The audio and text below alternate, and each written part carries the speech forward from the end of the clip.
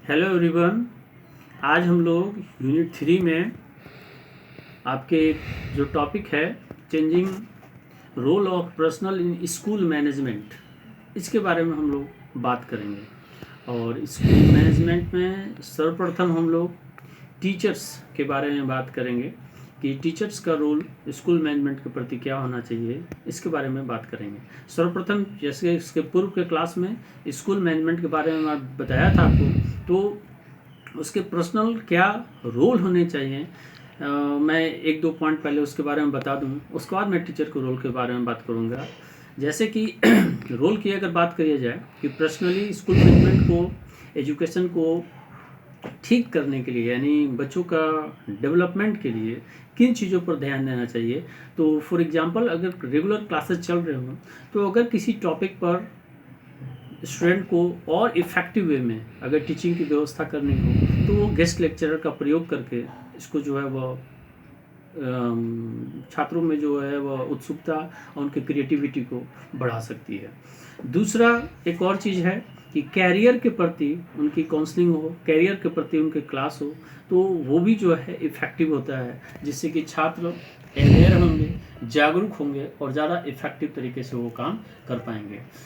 एक और बात होती है उस पर क्या कि छात्रों को उनकी जो टॉपिक है, जो डिमांड है, उसके अनुसार भी क्लास होनी चाहिए, जिससे कि छात्र अपनी बात को, जो उनकी उत्सुकता है, जो भी वो सोचते हैं और जिस तरीके से वो समझना चाहते हैं उस पर ज़्यादा जोर देना चाहिए।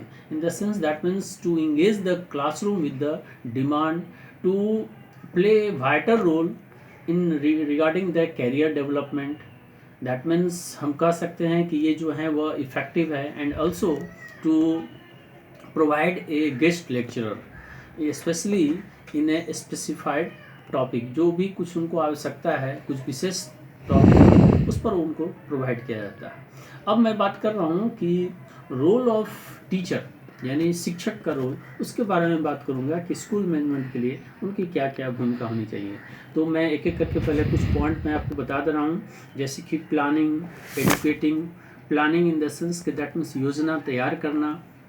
एडुकेटिंग इन द सेंस कि पढ़ना लिखना या शैक्षणिक जो है तरीके से उन्हें पूरी तरह से सिखाना, समझाना, बताना। उसके बाद ऑर्गेनाइजिंग यानी व्यवस्थित करना। उसके बाद सुपरविजन यानी निरीक्षण करना। नेक्स्ट हो गया गाइडेंस यानी मार्गदर्शन प्रदान करना या मार्गदर्शन उन्हें छात्रों को देना।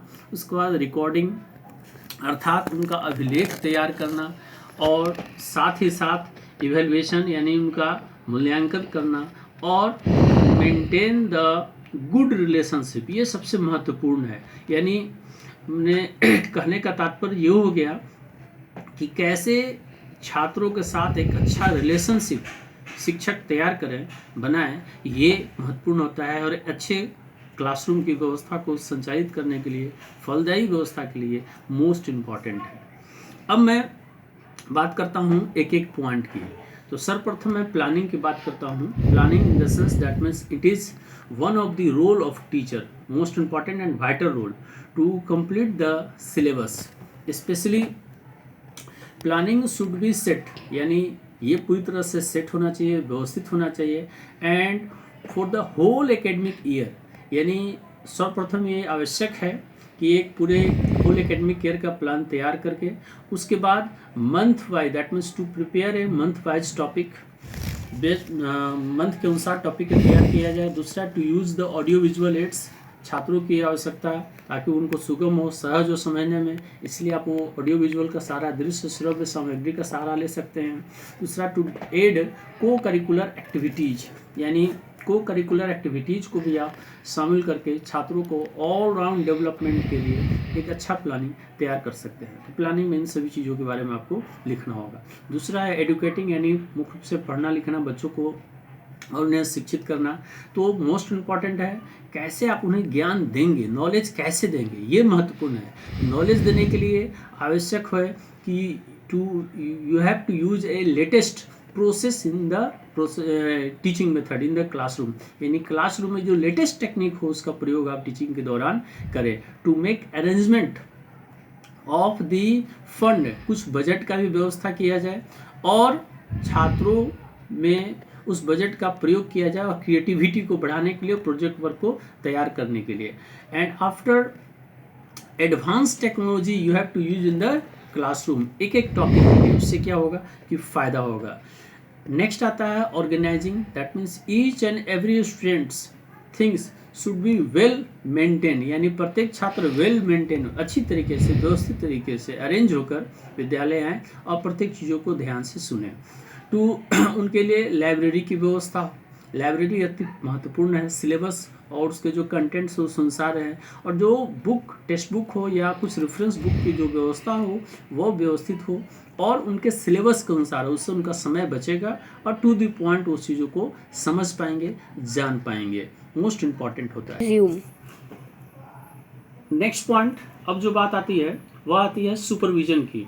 Supervision in the sense that means attendance of the children is the most important in the classroom, so always emphasize for the regular attendance of the student, यानी छात्रों की उपस्थिति मोस्ट इम्पॉर्टेंट है, इसलिए इस पर जो है वह प्रतिदिन हमेशा ध्यान देना चाहिए। नेक्स्ट जो सुपरविजन की बात होगी वो चाइल्ड एक्टिविटी की, यानी छात्रों की जो क्रियाविधि है उस पर भी ध्यान देने की आवश्यकता है, क्योंकि ये क्रियाविधि जब तक इफेक्टिव नहीं रहेगी, प्रत्येक छात्र भाग नहीं लेंगे एक्टिविटी में, तब तक ये फ्रूटफुल नहीं हो सकता है। और नेक्स्ट है to emphasise the practical activity of the student. Practical activity में प्रत्येक छात्रों को भाग लेना चाहिए और उनके प्रत्येक एक्टिविटी पर को मॉनिटरिंग करना भी कंपलसरी है। तो ये सुपरविजन के महत्वपूर्ण पार्ट होते हैं।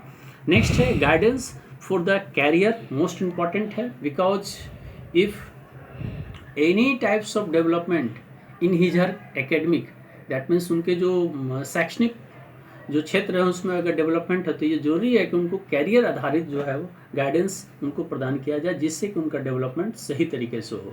और उनके पर्सनालिटी डेवलपमेंट के लिए भी मोस्ट इम्पॉर्टेंट है कि उनका मार्गदर्शन सही तरीके से किया जाए, क्योंकि वो अपने स्किल को इस तरीके से डेवलप कर पाएंगे। नेक्स्ट है रिकॉर्डिंग, जो भी क्रियाविधि क्लासरूम में कराई जा रही है छात्रों के, उनका प्रॉपर रिकॉर्ड यानी अभिलेख तैयार हो, क्योंकि जब तक वो रिकॉर्ड तैयार नहीं हो पाएगा तब तक हम समझ नहीं पाएंगे कि बच्चे की एक्टिविटी लास्ट मंथ में या पिछले मंथ में क्या स्थिति थी और आगे उनको किस किस चीज़ों की आवश्यकता पड़ेगी।